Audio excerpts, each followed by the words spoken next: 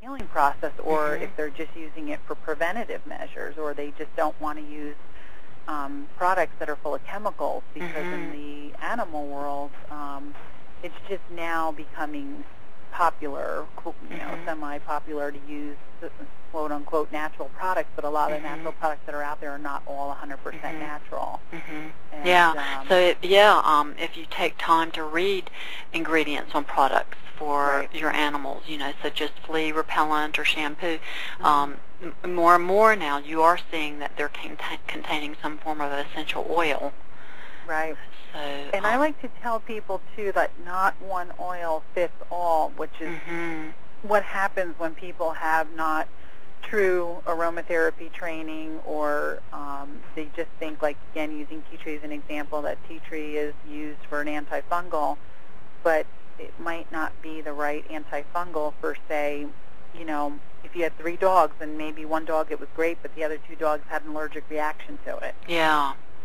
So you want to do it, in my opinion, more clinically and more safely, working one at a time. Yeah. And I haven't, as far as toxic overload, one of the only things that I have heard of was a woman who had somebody come and do the raindrop therapy on the horse several times, I think like 10 or 12 treatments, and the horse wasn't feeling well, and the owner herself wasn't feeling well.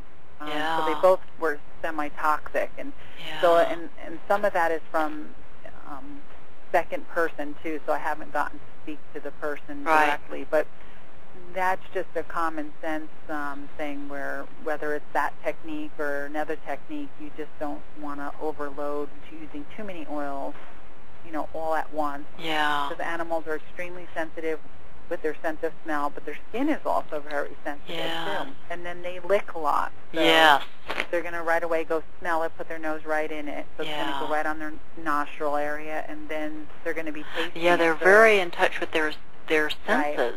They're more, very sensuous. It's important to honor and respect them, and when you're working with them, and just go slowly. And over time, if you have, positive results, they really enjoy it, and they actually will acknowledge you as like, oh, wow, here's that lady with the oil. Yes, it can actually be a part of the bonding experience. They will associate with you. Yeah, so what essential oils, have you used essential oils to help soothe your dogs and horses? Because they, I know dogs and horses, they can get anxious, they can get depressed. So. Well, my guys are pretty mellow. But you probably just naturally incorporate a lot of things into your daily life, that has a calming, soothing effect, Yeah, my guys for years have tested, the testers for me. Yeah. I say that my horses have the final nay instead of the final say on product.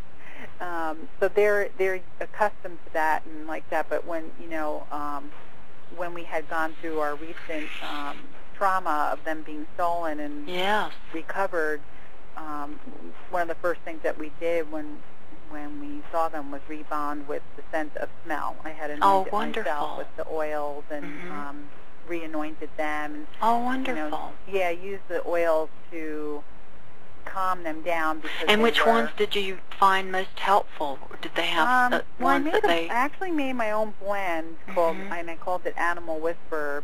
I used it to get through the whole trauma, to be focused on working with doing all kinds of things, from animal intuitive communication to being focused, and for my own self with anxiety and fearfulness and all the apprehension and everything that went along with that. And it was a very traumatic. I remember that period. You going through all that. Yeah, because they're my children.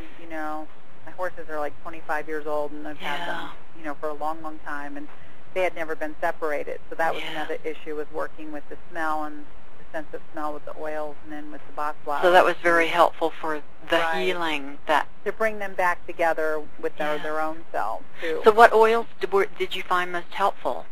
The most helpful, what I put in the blend too, and what seemed to be the most helpful, was frankincense, neroli, and lavender. Oh, wonderful. And a lot of those, because of their use with, intuitive work and opening up communication, lines of communication, and neroli is really good for anxiety.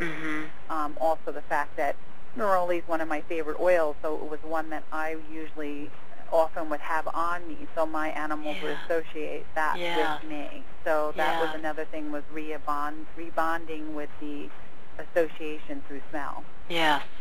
Because I wanted them, as soon as I saw them again and we were able to have physical contact, I wanted them to be able to smell that, to say, oh, wow, I'm going home now. Yeah. So through the whole, ordeal, and then with, even all the time that has passed, I've used a lot of oils and developed more products for other people based on what we went through, because I had to do something positive through that. Yes. And so that's how I can say, that I used oils for emotional stuff, but I've helped other people with, animals that they've had issues with, in particular dogs that have a lot of fear of lightning and thunder and loud noises.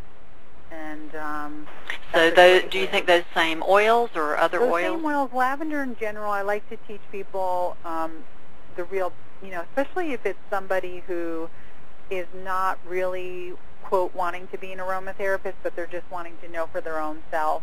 Yes. And they may not really take it on 110%, but at least they'll use it when they think of it. So I always like to start them at least with lavender, so that because they can use it for so many things. They can use it for the emotional aspect, the physical aspect, and then we might introduce an orange oil, just like treating the dogs almost like children, with working with little children and just working with lavender and orange first, and then going from there based on, did their dog, did they get their dog from the beginning, or did they adopt the dog from the Humane Society and they don't know maybe its past history, or maybe they do know the past history.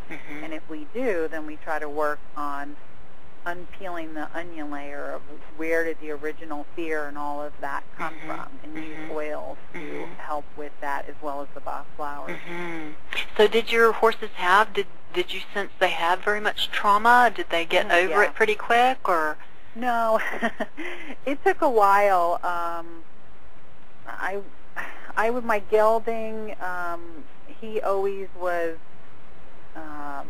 used to being around a lot of mares, and the mares being, in control kind of thing, and it was almost like a role reversal where he became a little bit more aggressive, and not in a negative way, but just more in a fearful way, because some people that are fearful, you will see it manifest as in anxiety.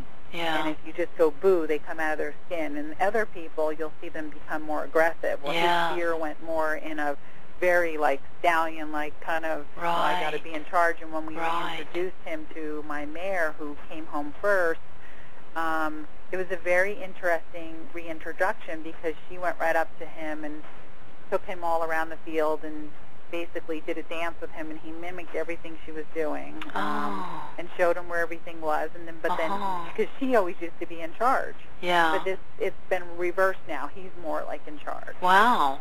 And that's interesting. They both still have semi-separation anxiety. Yeah. It's been a while too. It's been 2 years or so. Yeah, just about. Yeah. So I cannot separate them. Like if I wanted to take her out and take her down to the field or go riding or something, he would have to come along or be somewhere where he could see her, because he would get very upset. And she's a little bit more tolerant, but then she would get worried as well, because when she was waiting for him to come home, our friend put her horse in with her so that she would have a friend, because horses are herd bound. They're used to being in a herd.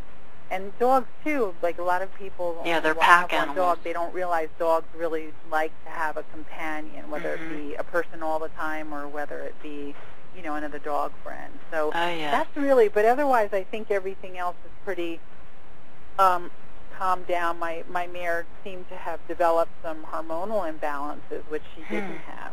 And you think it was from the stress? We don't really know. Because that would affect the adrenals, definitely, yeah. you know.